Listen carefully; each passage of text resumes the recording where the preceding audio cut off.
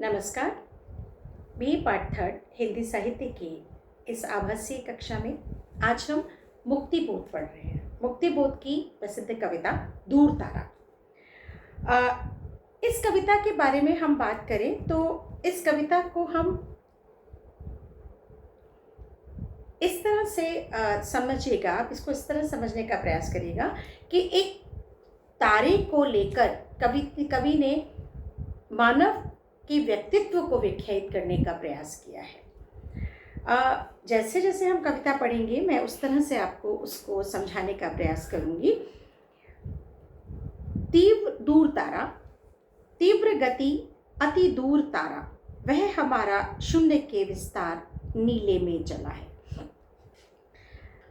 जिस तरह से एक तारा टूटता है तो वो टूटता हुआ तारा किस तरह से आकाश में या आसमान में अपनी पूरी की पूरी यात्रा करता है और किस तरह से वह दूसरों जो उसे दूर से देखते हैं वे उसकी उस यात्रा को किस तरह से व्याख्यायित करते हैं, समझते हैं या उस पर टिप्पणी करते हैं या अपनी प्रतिक्रिया देते हैं।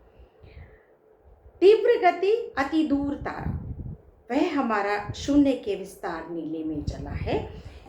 तारा जो है वह इंसान के आंतरिक जो व्यक्तित्व है, उसकी जो क्षमताएं हैं, उसकी जो एक शक्ति है, उसका प्रतीक है। शून्य, नीला आकाश माने जीवन, मानव का जीवन एक आकाश के समान है। थोड़ा समझिए इसको। जैसा कि मैंने कल कहा था कि हमें इन कविताओं को बहुत बृहद अर्थों में समझने की आवश्यकता है। एक बहुत बड़े आकाश या कहें कि ये जो हमारे ऊपर जो आसमान है, जो आकाश है, उसे आप मानव का जीवन समझिए और उसमें कोई तारा जो है, एक विशेष तारा, वह उस मानव जीवन की या उस मानव की आंतरिक ऊर्जा, आंतरिक सकारात्मक क्षमता।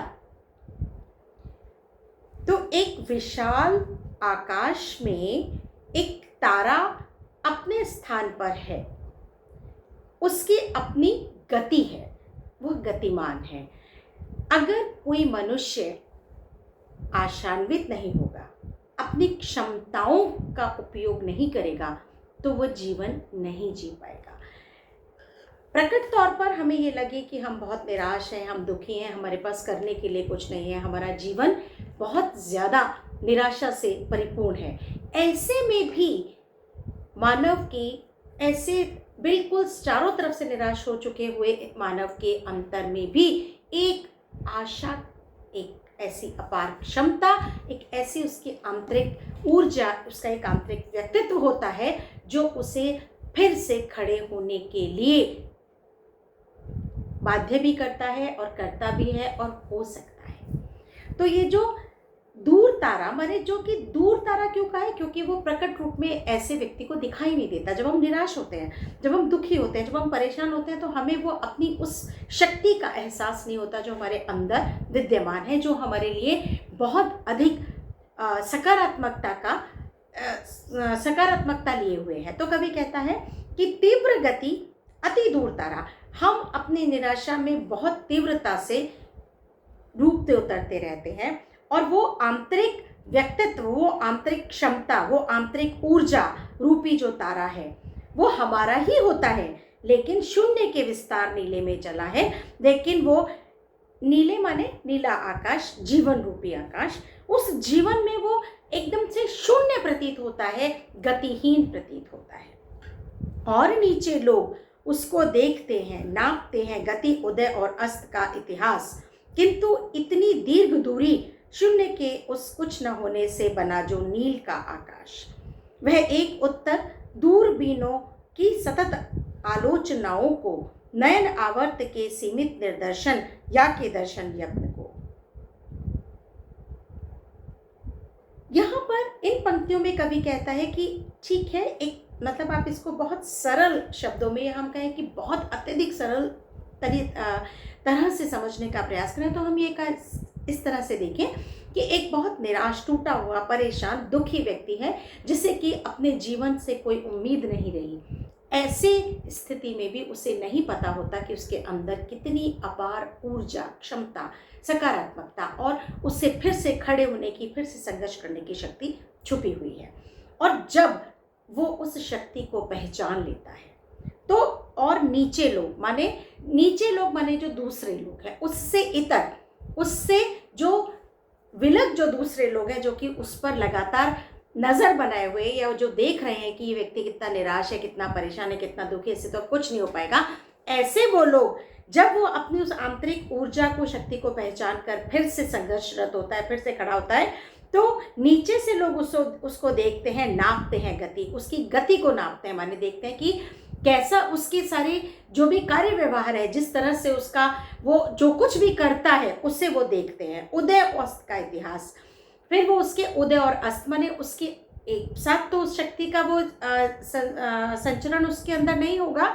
वो कई बार जब इतनी गहरी निराशा में है तो उसकी आशा बार बार टूटेगी भी। तो कभी कहता है कि जो दूसरे लोग हैं, जो उसे अब तक निराशा में देख रहे थे, वो उसके आशा और निराशा के उस भाव को भी दूर से देखते हैं। उदय अस्त माने, उदय माने आशान्वित होना, अस्त माने निराश होना। किंतु इतनी दीर्घ दूरी शून्य से के उस कुछ न होने से बना जो नील का आकाश, लेकिन इतनी दीर्घ दूरी उसे बहुत अंतर से, बहुत अंदर से, बहुत गहराई से अपनी उस जिजीविषा को, अपनी उस आंतरिक शक्ति को खींच कर लाना पड़ता है। वो बहुत दूर होता है, उसके लिए बहुत मुश्किल होता है। किसी सब तरफ से निराश हुए इंसान के लिए फिर से आशान्वित होना बहुत कठिन होता है, बहुत मुश्किल होता है, लेकिन वो ऐसा करता है। शून्य के उस कुछ न होने से बना जो गतिहीन, शून्य माने गतिहीनता, जो गतिहीनता उसे लग रही थी कि अब मेरे अंदर कुछ बचा ही नहीं है, वहां उस जीवन नील का आकाश माने मानव जीवन में उसके उस शून्य से, उस गतिहीनता से, उस निराशा से, उस किंकर्तव्य विमूढ़ता से उसे एक उत्तर को ढूंढना होता है। और वो उत्तर जब वो ढूंढ रहा होता है तो दूरबीनों की सतत आलोचनाओं का तो लोग बहुत आलोचनाएं भी करते हैं।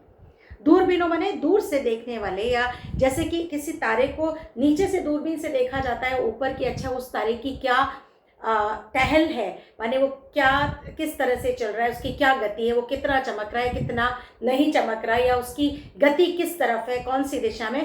तो नीचे से दूरबीन से जिस तरह से उस तारे को देखा जाता है, वैसे ही दूसरे व्यक्ति उस व्यक्ति के उस आरोह अवरोह को, उसके उस संघर्ष को, उसकी उस आशा और निराशा को देखते हैं। नयन आवर्त के सीमित निदर्शन या के दर्शन यत्न को, नयन आवर्त के सीमित निदर्शन माने फिर भी वह व्यक्ति अब जब जिसकी जान पे बनी है तो वो तो ये थोड़ी देर सोचेगा कि दूसरे लोग क्या सोच रहे हैं। तो कवि ने यही इस पंक्ति में कहना चाहा है कि उसे कौन देख रहा है और कौन नहीं देख रहा, इसकी उसे परवाह उस समय नहीं होती है। वे नापने वाले लिखें उसके उदय और अस्त की गाथा, वो उस समय अपने जीवन की कहानी नहीं लिख सकता। दूसरे लोग देखें, दूसरे लोग लिखें, दूसरे लोगों को ही समझना होता है कि वो कैसा निराशा का जीवन जी रहा था, या वो कितना दुखी था, या कैसे उसने अपने जीवन में संघर्षों पर विजय प्राप्त की, और किस तरह से संघर्ष करते हुए वो कितनी ऊंचाइयों तक पहुंचा या कितनी सफलताओं तक पहुंचा, ये वो स्वयं नहीं कहता, वो लिखेगा, क्योंकि वो तो अपने उस संघर्ष में, अपनी उस यात्रा में है। जो लोग दूसरे जो लोग हैं जो उसे दूर से देख रहे हैं, वो सब उसकी कहानी लिखें। सदा ही ग्रहण का विवरण, मतलब वही जो उसने ग्रहण किया है, जो अपनी निराशा से आशा का जो सफर उसका था, उससे उसने किस तरह से तय किया, अपने संघर्षों पे कैसे विजय प्राप्त की, ये वो नहीं लिखेगा, ये दूसरे लोग लिखेंगे। किंतु वह तो चला जाता व्योम कराए, क्यों? क्योंकि वो तो आकाश का राही है। वह तो अपने आकाश यहाँ पर जीवन को कहा है, वो तो अपने जीवन में अपने शर्तों पे, अपनी संघर्ष के सहारे, अपनी उस आंतरिक अपार क्षमताओं के सहारे निर्बाध चला जा रहा है। उसका अपना निजी संघर्ष है, जिस संघर्ष पर विजय प्राप्त करते हुए वो निरंतर आगे बढ़ रहा है, तो उसे ये नहीं मतलब है कि कौन उसके बारे में क्या सोच रहा है। जैसे कि आकाश के एक का कोई तारा जो अपनी गति से चलता है, अपने हिसाब से आकाश में विचरण करता है, उससे ये नहीं फर्क पड़ता कि नीचे से उसे कौन देख रहा है और उस पर कौन नजर बनाए हुए है, कौन दृष्टि बनाए हुए है। भले ही दृष्टि के बाहर है, उसका विपत्ति बना जाता। कई बार ऐसा भी होता है, ये देखिए बहुत इंपॉर्टेंट पंक्ति है, बहुत महत्वपूर्ण पंक्ति है। कई बार ऐसा होता है कि वो तारा विलुप्त हो जाता है, दिखता ही नहीं है। तो इसका मतलब ये नहीं है कि वो अपनी राह पर नहीं चल रहा, आपको नहीं दिख रहा, लेकिन वो तारा अपनी जगह पर अपनी राह पर चल रहा है। ठीक इसी तरह से जिस व्यक्ति पर आपने नजर बनाई हुई है, जो व्यक्ति निराशा से आशा की तरफ या अपने संघर्षों से विजय प्राप्त करता हुआ आगे चल रहा है, हो सकता है किसी समय अवधि विशेष में आपको ऐसा लगे कि ठीक है अब तो इसकी कहानी खत्म, अब क्या है, अब इसको जो इसको पाना था वो इसने पा लिया, या जो इसको नहीं मिलना था वो इसको नहीं मिला। आप उसकी तरफ से ध्यान हटा सकते हैं, लेकिन इसका मतलब ये नहीं है कि उसका संघर्ष, उसकी जिजीविषा, उसकी यात्रा कहीं खत्म हो गई है। वो तो अपनी राह पर चल ही रहा है। धन्यवाद।